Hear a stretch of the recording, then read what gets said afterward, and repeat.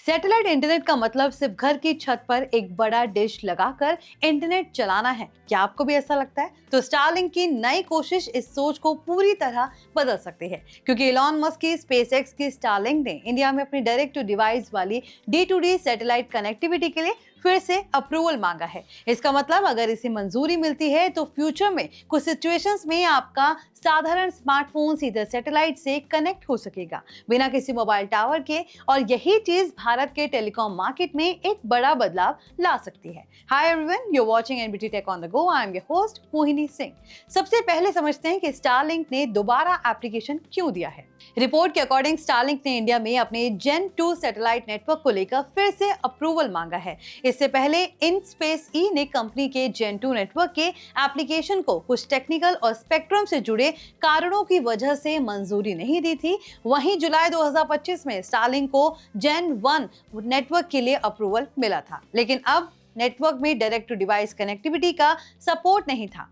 अब कंपनी जेन 2 नेटवर्क के लिए आगे बढ़ना चाहती है, जिसमें D2D टेक्नोलॉजी को शामिल किया गया है। अब सवाल है कि D2D आखिर है क्या? आसान भाषा में समझें, अभी आपके स्मार्टफोन को नेटवर्क देने के लिए आसपास मोबाइल टावर्स होते हैं। आपका फोन इन टावर से कनेक्ट होकर कॉलिंग, मैसेजिंग और इंटरनेट जैसी सर्विसेज इस्तेमाल करता है, लेकिन डायरेक्ट टू डिवाइस टेक्नोलॉजी में फोन सीधे स्पेस में मौजूद सैटेलाइट से कनेक्ट कर सकता है। यानी जहां मोबाइल टावर नहीं है, वहां भी सैटेलाइट आपके फोन तक कनेक्टिविटी पहुंचा सकता है। इसी वजह से ये टेक्नोलॉजी पहाड़ी इलाकों, जंगलों, दूरदराज के गांव, समुद्री इलाकों या ऐसी जगहों के लिए काफी यूजफुल हो सकती है जहां पर मोबाइल टावर लगाना मुश्किल या महंगा है। भारत में भी TRAI direct to direct satellite communication को लेकर फ्रेमवर्क पर काम कर रहा है और ये देख रहा है कि ऐसी सर्विसेज के लिए सैटेलाइट स्पेक्ट्रम इस्तेमाल किया जाए या मौजूदा मोबाइल स्पेक्ट्रम बैंड्स का भी इस्तेमाल किया जा सकता है। स्टारलिंक के नए एप्लीकेशन में जिस जेन 2 नेटवर्क की बात हो रही है, उसके लिए कंपनी ने लियो यानी लो अर्थ ऑर्बिट में लगभग 30,000 सैटेलाइट्स का नेटवर्क प्रस्तावित किया है। ये सैटेलाइट्स करीब 340 से 615 किलोमीटर की ऊंचाई पर काम करेंगे। अगर इस नेटवर्क को भारत में जरूरी मंजूरियां मिल जाती हैं, तो सैटेलाइट की D2D टेक्नोलॉजी के जरिए नॉर्मल मोबाइल डिवाइसेस तक सैटेलाइट कनेक्टिविटी पहुंचाने का रास्ता खुल सकता है। लेकिन यहाँ एक इंपॉर्टेंट बात है, इसका मतलब ये नहीं है कि अप्रूवल मिलते ही आपके फोन में स्टारलिंक का इंटरनेट शुरू हो जाएगा।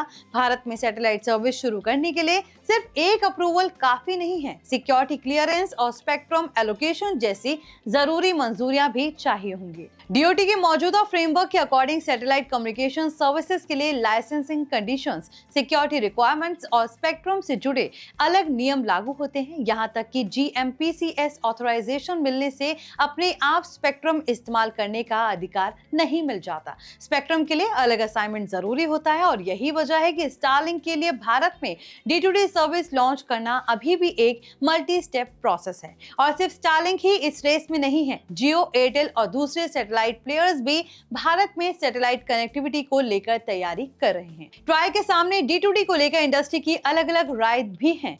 स्टारलिंक ने खुद ट्राई को दिए गए अपने सबमिशन में कहा है कि सैटेलाइट के जरिए D2D सर्विसेज को मोबाइल यानी IMT स्पेक्ट्रम का इस्तेमाल करके भी अलाउ किया जाना चाहिए। वहीं इस टेक्नोलॉजी को लेकर ट्रेडिशनल टेलीकॉम कंपनीज की अभी अपनी चिंता भी है। उनका कहना है कि सैटेलाइट कंपनीज को भी टेलीकॉम ऑपरेटर्स की तरह समान रेगुलेटरी और सिक्योरिटी रूल्स का पालन करना चाहिए।